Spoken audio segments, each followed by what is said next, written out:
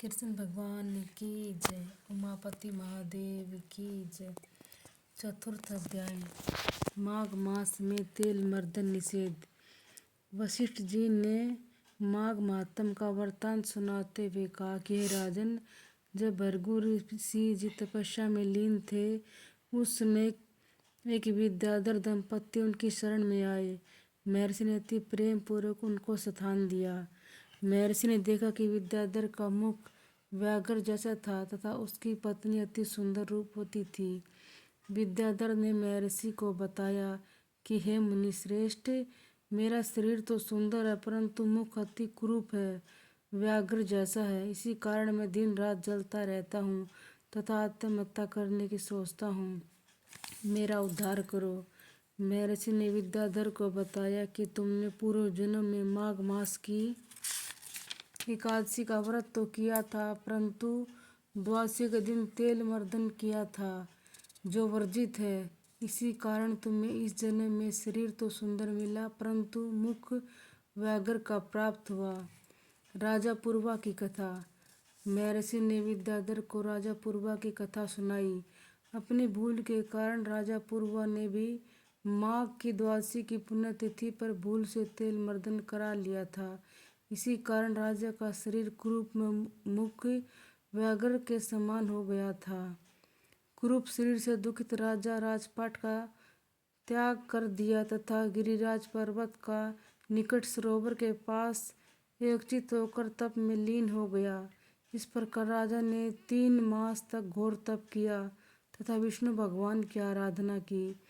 भगवान विष्णु ने स्वयं प्रकट होकर राजा पूर्वा से कहा, हे राजन, आंखें खोलो, मैं तुम्हारी भक्ति से अति प्रसन्न हूँ। तुम निरंतर 7 जन्मों से मेरी भक्ति कर रहे हो, अतः मनोवांछित वर मांगो।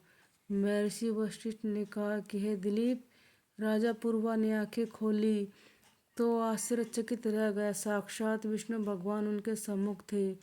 वह गदगद हो उठे और विष्णु भगवान की स्तुति करते हुए बोला, हे प्रभु, मुझे आपके साक्षात दर्शन प्राप्त हो गए हैं।